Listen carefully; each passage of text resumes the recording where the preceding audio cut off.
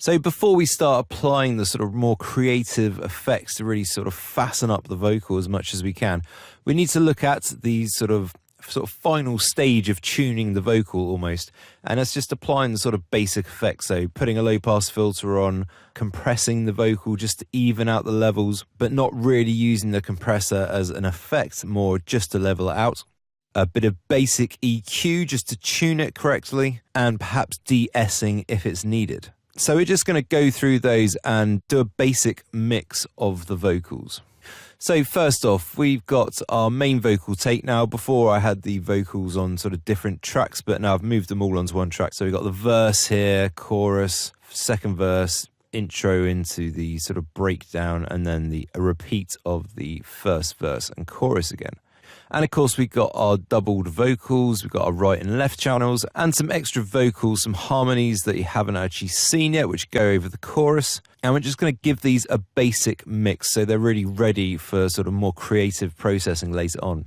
And in some cases, depending on what kind of mix you want and the style of the track, this basic processing that we're going to do, just a sort of finalizing of the tuning of the vocal, just to even everything out, that may literally be all you want to do. You may not want to do any more processing after that.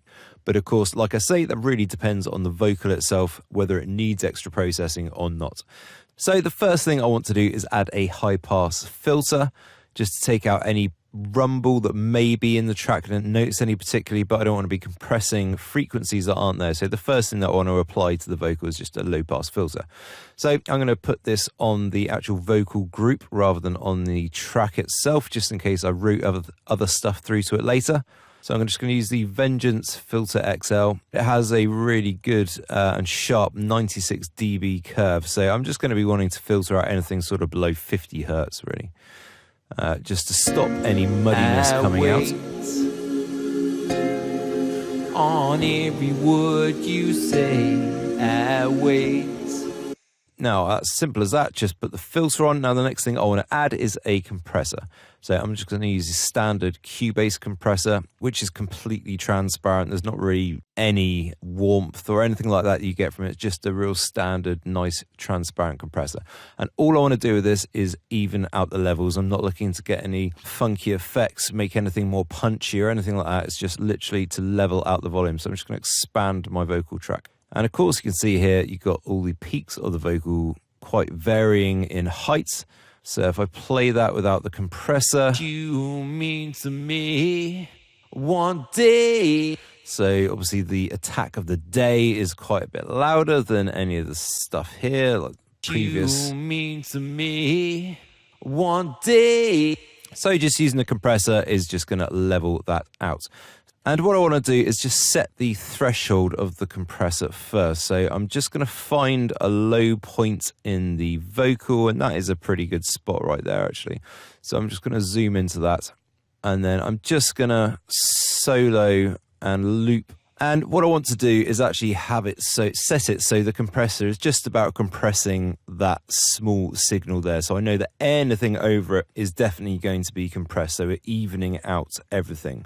So first of all, I'm just going to turn the attack right down and the release right down, turn any hold off, just so the compressor's very quick. You mean to me, you. And we can see here, so if I turn the threshold right up, the gain reduction meter won't be showing anything, and as I bring it down, so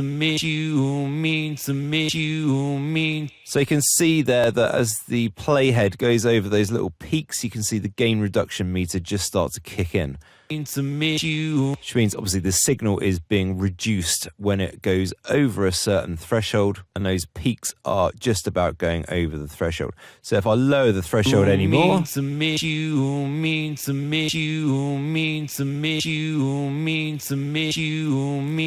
can see now that there is compression applied pretty much to all of the signal that's passing through there. So there's constantly something on the gain reduction meter. So that's about where I want it. This is quite a quiet bit in the track, and I want it to be compressing everything. So we're going to be evening out every single bit of vocal. So a ratio of about 3 is a pretty standard sort of compression ratio for vocals. Obviously, if you go more, if you go up to like sort of 4 or 5, then you're going to be compressing the signal quite heavily. And if you go lower, then it's going to be a much sort of gentler sort of compression. So I'm going to go about 3.2 and see how that sounds. I'm going to keep the release down and probably turn the attack up to around about 10 or 12. I wait for the clouds to clear. One day I will tell you what you mean to me. One day I will. And of course, what is also very, very important is that you have the makeup gain set. So when you do bypass the compressor, there's not really any noticeable drop in volume or gain in volume. You don't want the compressor to be adding volume to the actual signal. Otherwise, you'll get a false impression of what the compressor is actually doing. And just to show you what the compressor is actually doing to that vocal, I've just rendered out that vocal with the compressor on it. And you can see that all these variants in amplitude on the vocal signal are here just much smaller. So it's made these quieter bits louder and these louder bits somewhat sort of quieter. So it's just evened out the amplitude of the whole vocal, which for a consistent sounding performance is of course what you want. And let's just move on to the next bit, which is just a bit of EQ. So again, I'm just going to add the EQ to the vocal group.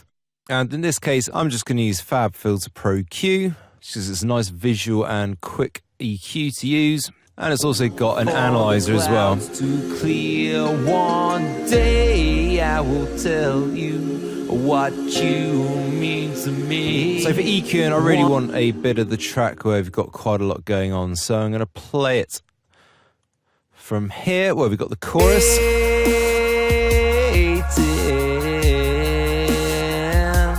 I'll be waiting.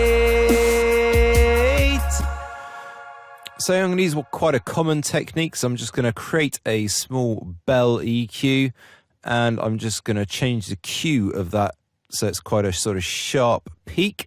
So I'm just going to let the vocal play, and I'm just going to do a sweep of the EQ frequencies as it plays, just to sort of check that there's no real problem frequencies going on.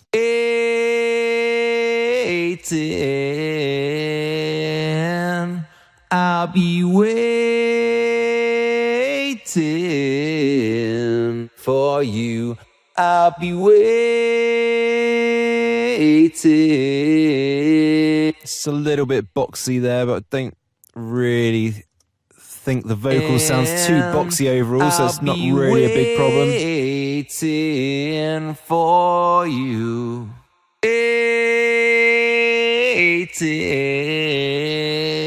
Waiting. I'll be waiting.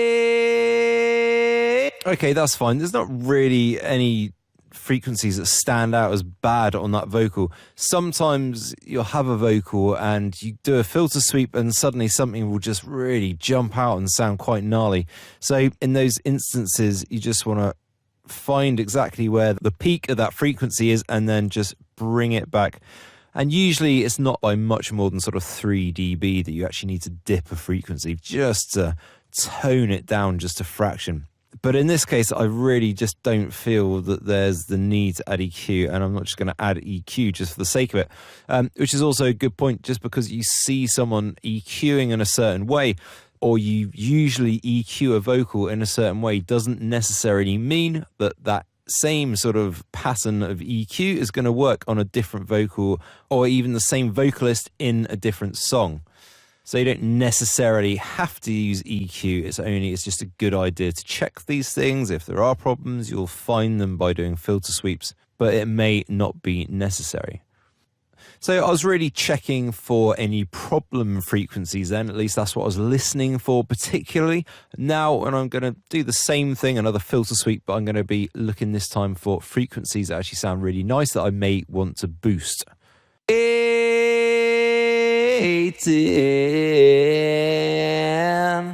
I'll be waiting for you. I'll be waiting So here, I think the highs could definitely do with a little bit of a boost, not a massive amount, but just a small boost. So I don't want to use the bell for that. I actually want to put in a high shelf. So I'm just going to drag in from that end.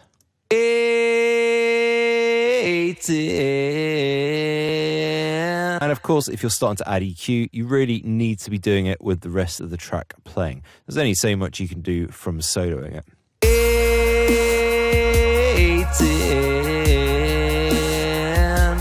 I'll be waiting for you. I'll be waiting.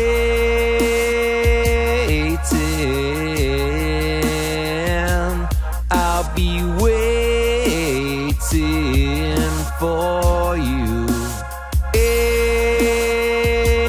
Okay, so that's cool. The high shelf there has just sort of given the vocal a little bit more air. Just generally sort of feels a bit nicer. The rest of the track is sort of fairly well mixed. It's not finished, but it's not too bad. So it's got all the sort of highs and stuff are, you know, pushed as far as I kind of want them to be. So I just got to match the vocal with the actual track. So I don't want a vocal to sound too dead compared to like all the hats and the snare and everything. I need it to sound roughly about the same or slightly brighter if I want it to stand out more. Okay, so that's very basic EQ for the vocal, but it's just about right to sort of balance it out in the rest of the mix. I'll be waiting.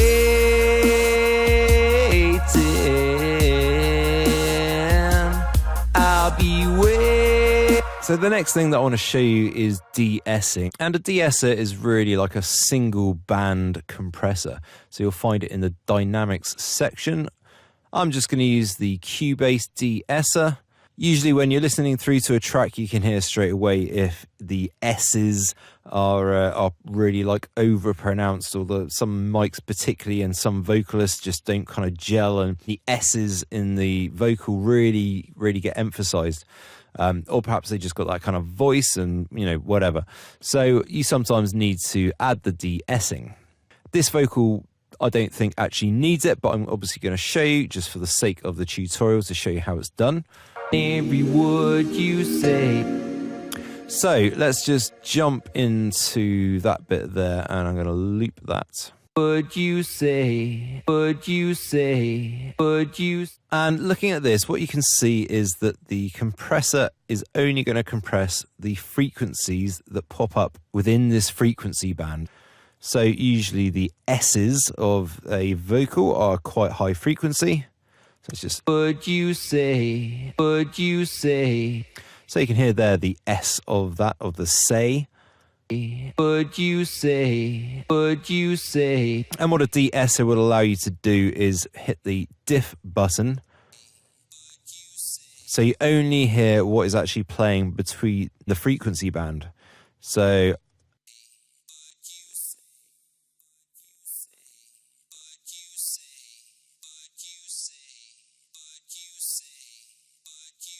So that's where the sort of real high bit of the S is. Now, like I say, in this vocal, it's not actually that prominent, but on some vocals, it really is quite overpowering, and you'll want to reduce that down. So how you do that, if I turn off the diff button, so now I'm listening to the whole complete vocal. Would you say... And you can actually see there that the compressor's already reducing the volume. So if I turn that to 0, it's not going to do anything. Would you say... Much like with the compressor, that's, you know, the red bar that pops down is the gain reduction, or how much it's reducing the gain of that particular frequency by. So as I turn the reduce button up, would you say, would you say, if I take it right up, obviously it takes most of the S out. Would you say, would you say, would you say... So obviously, like I say, I don't actually need it on this vocal, but that is just to show you how to actually use a de-esser in case you do need it for a vocal.